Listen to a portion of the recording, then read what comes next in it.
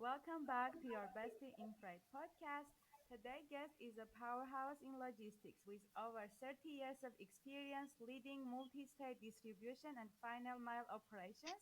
He is a president and owner of Dedicated Logistics Partner, a company delivering tailored distribution and final mile solutions across the automotive, agriculture, and industrial equipment industries in Albany, Hartford, Delray Beach, and Fort Myers.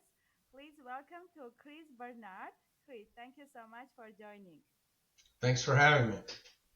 Chris, so you have spent 30 years in logistics. What originally pulled you into this industry? Uh, One thing's for sure, I've always loved being in it. I kind of fell into it accidentally in a sense. I didn't see myself going into this type of a career as a young man, but I got a job driving a truck, delivering uh, food to restaurants and hotels and schools, and quickly I really enjoyed the whole process, loved the whole process of getting items from origin to destination and all the mechanics that go involved with making that happen, and realizing how dependent everybody is on transportation. It felt good to be part of that industry, and so I've never looked back. Once I got in, I got the bug, and I've enjoyed it ever since. You actually answered my question. So that's what inspired you to start Dedicated Logistics Partner? Yeah. Yes. Dedicated Logistics Partner. We started that back in 2017, but this is actually my third business that I've owned throughout my career.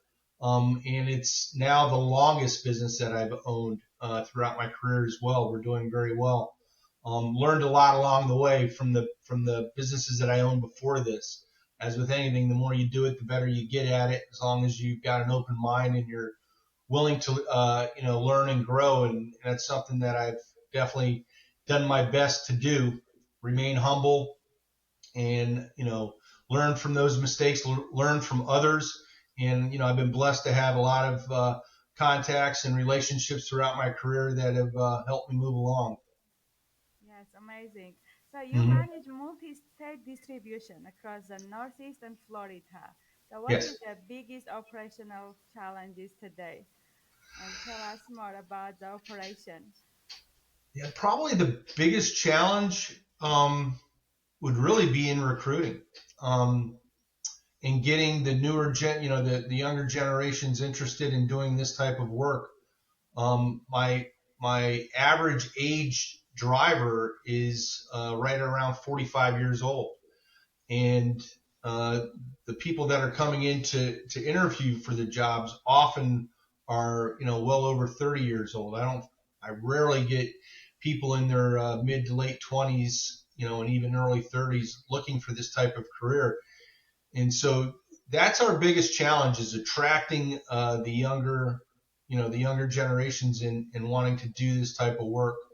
And in doing so, I have to do things differently. My company has to do things differently. We can't do it.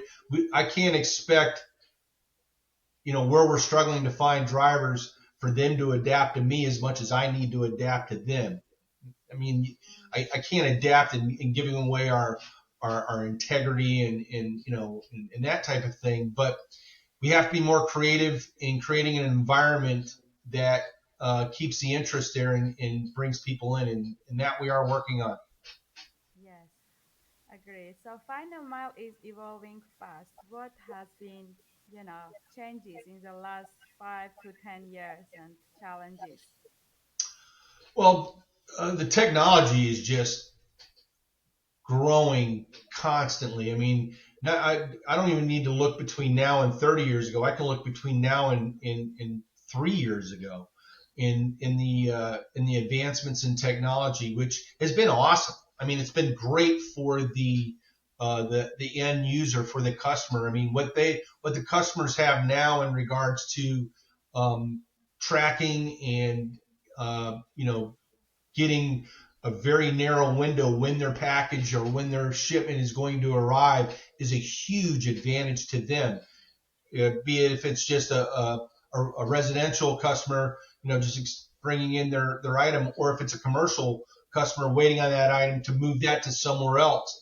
It just has become so much more efficient.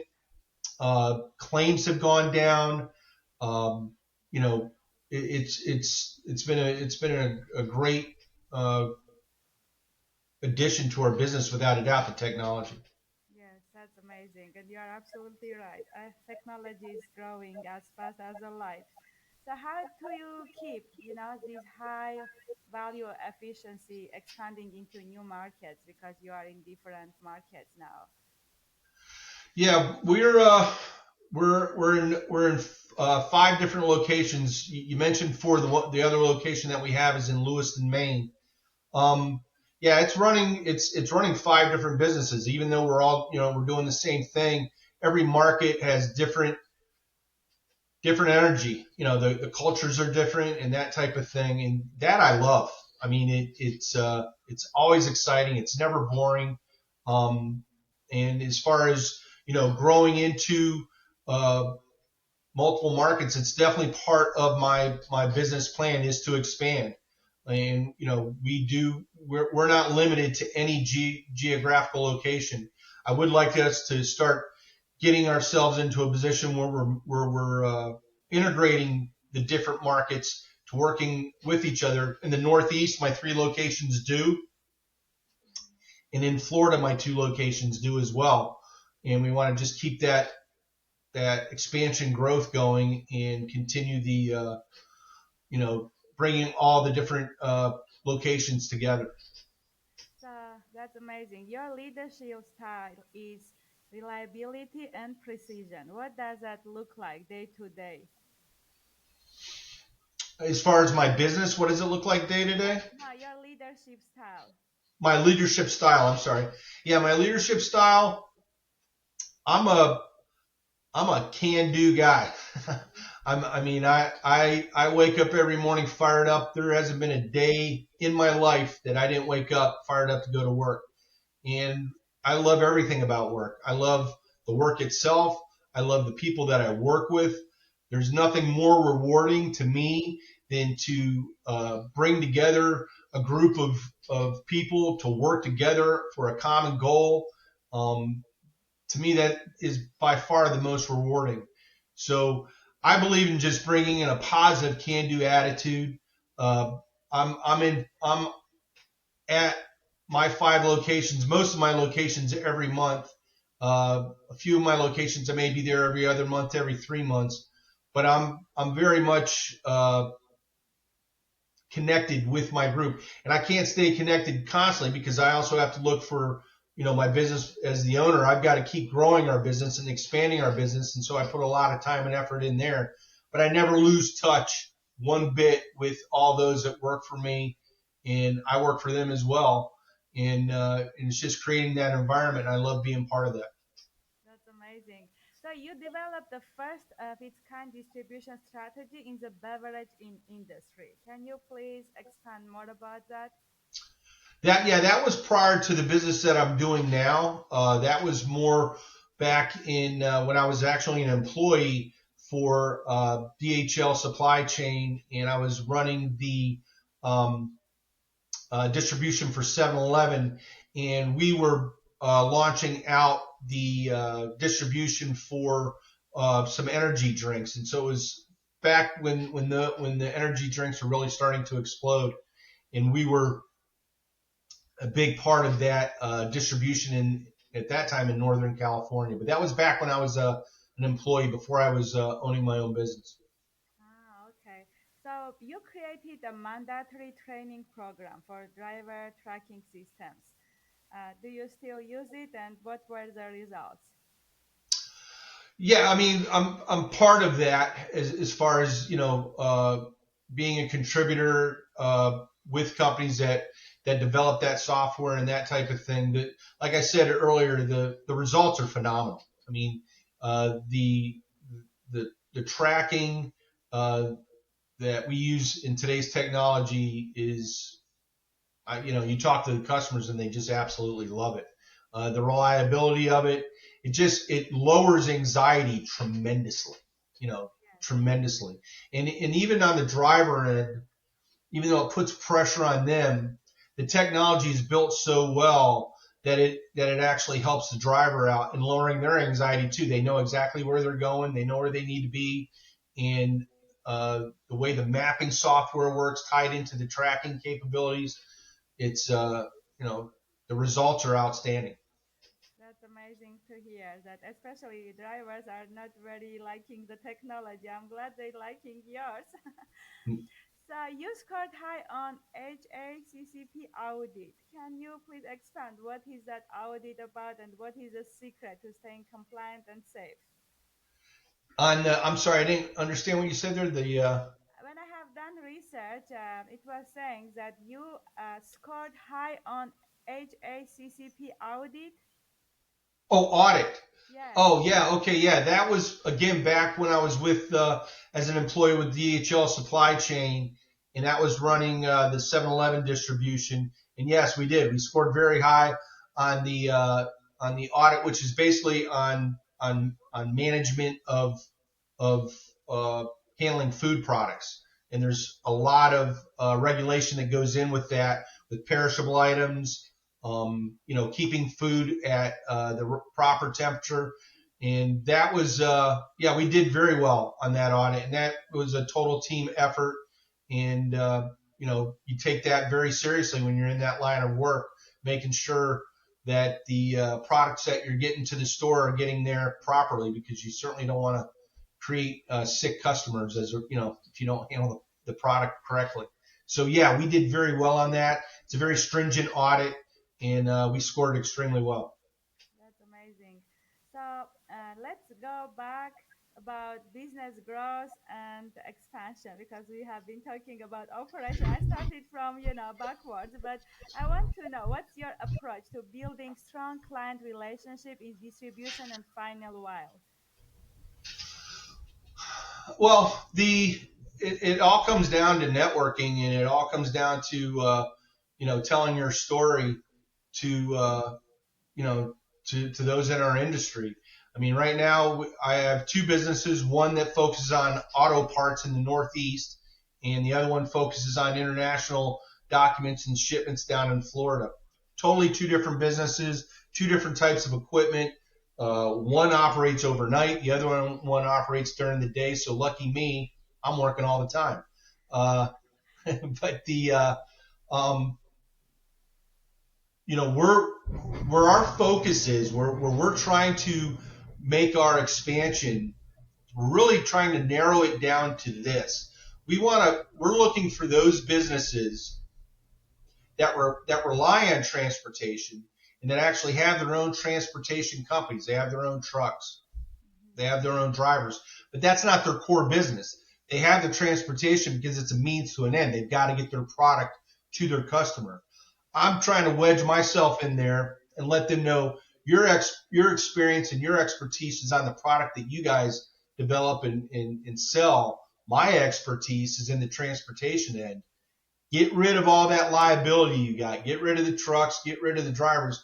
Bring me in. I'll bring in the trucks. I'll bring in the drivers. And we'll be an extension of your company. We'll put your brand on our trucks and on our drivers' uniforms, and take and create that opportunity for my company, developing those relationships with those kind of businesses. So that's where our focus is right now. Oh, that's amazing. That's very smart. So sharing your story and telling everyone what benefits you can bring to their operation, basically, and networking. Exactly. Yes, that's Key. amazing. Chris, where do you see the biggest growth opportunity? 2025, it's almost over, but 2026 and beyond. Um, right now, my like I said, the growth that I'm looking at and getting into those businesses that use transportation to move their core product. But the other growth and opportunities that I see big in 26 and probably for the next 5 to 10 years through all the research that I've been doing in articles that I'm reading and that kind of thing, and that's in acquisition. The amount of baby boomers that are pulling out of the business and starting to retire is at an all-time high. So there are tremendous amount of opportunities right now with acquisitions, and we're very much in that aggressive mode in looking for those opportunities. And so I have one company that I'm looking at. We're at the very beginning stages of possibly moving towards an acquisition, and I'm keeping my feelers out there looking for other opportunities as well. Yeah, that's amazing. There is this lady, Cody. She always talks about acquisition and about baby boomer that new generation needs to get part of the business because a lot of retirement is happening. Business owners are retiring and they trying to sell the business. It's already working businesses. That's amazing. So, Yes. Chris, I have a rapid fire question in the end of our podcast. They are short, fun, and fast. Okay. Hardest part of running a multi-state operation. Say that one more time. I'm sorry. Hardest part of running a multi-state operation. Hardest part, I don't know that I have a hardest part, to be honest with you. Uh, but I would say the hardest part is uh, is really attracting the younger generation. That's the hardest part. Most underrated skill in logistics. Most underrated skill in logistics, um, I would say just physical hard work right now. Yes, one thing every distribution company should stop doing.